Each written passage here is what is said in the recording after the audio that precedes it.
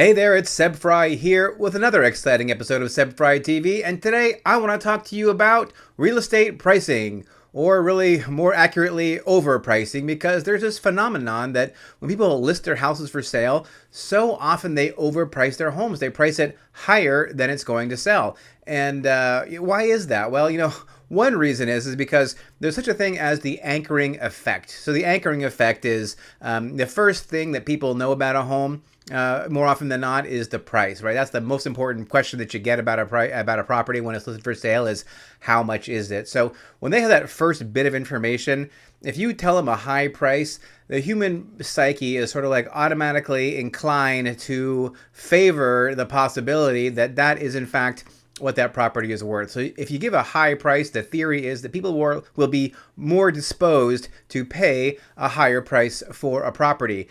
So they've done studies about the anchoring effect, and one study at least did show that people who set prices higher than lower prices do tend to get a higher price for their property. But the actual amount that they got, there's one study, there's only one study that shows this that I'm aware of.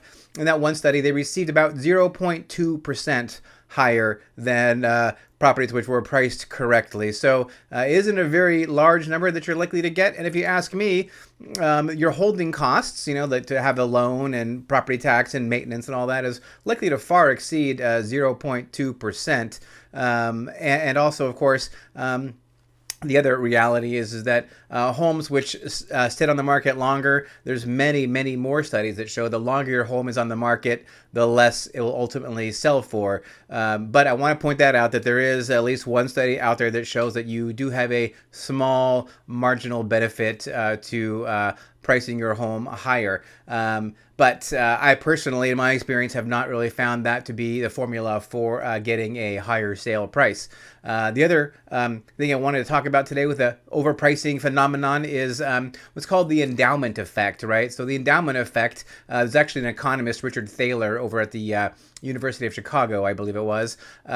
He came out with his endowment effect, which basically says that people give a higher value to things which they already own. So they'll do a study, for example, and they'll ask somebody, how much is this collection of coffee mugs worth? Broken, well, not broken, but chipped, old, used coffee mugs. People will say, those coffee mugs, those are worth like $2 each. And then they'll turn around and they'll say, well, how much is your coffee mug worth? Your coffee mug, which also is old, chipped, and stained and whatnot, and they'll say, oh, my mug is worth $5, right? People ascribe a higher value to things which they already own, and it's not just people. The same behavior can be witnessed in primates as well. And so they think it's not really an emotional reason why people overprice their property or have that endowment effect. It's because it's a primal thing. It's like a fear of loss, right? So it's not really emotional. It's actually literally a primal instinct to value things higher because you're afraid of losing something. So humans have like an innate predisposition to overprice their properties because of the endowment effect. So what I will tell you is that the price that you set for your property, it really is not so much having to do with how much your property is going to sell for. It really has to do with how long you want your property to be on the market. So if you set a really high price for your property, don't expect it to sell quickly. Expect it to sit on the market for quite some time. And we also know that properties which sit on the market a long time tend to sell for less than properties which sell within the first 2 or 3 weeks of being on the market. Conversely, if you are looking to have your property sell quickly, go ahead and set a lower price and check it out. This is an amazing thing, right? There's a thing called the market. It's a real estate market. And so when a property comes on the market and it is underpriced, what happens around here anywhere in the Northern California, Greater Bay Area region, is that the buyers come running. There's a stampede to the property because buyers recognize the value in the property.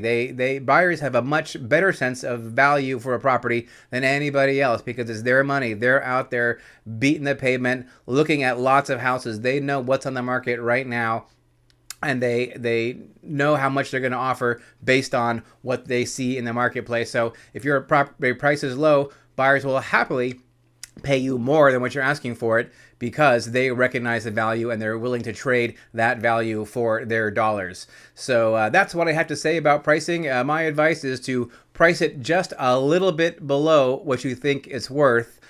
Because almost always you think it's worth more than it actually is. And when you set a lower price, you'll get more buyers. You have a better chance of getting a multiple offer situation and driving the price up over asking price for a quick and happy sale. All right, that's it for this episode of Frey TV. I hope you found it interesting. And as always, do me a solid and share this with all your friends and loved ones on Facebook, on Twitter, on Instagram, Pinterest, or wherever you do social media. Hey, send them a good old-fashioned email with a link. How about that? Remember the good old days? All right, that's it for this episode of Frey TV. Thanks so much for watching. I'll have another episode up for you before too long.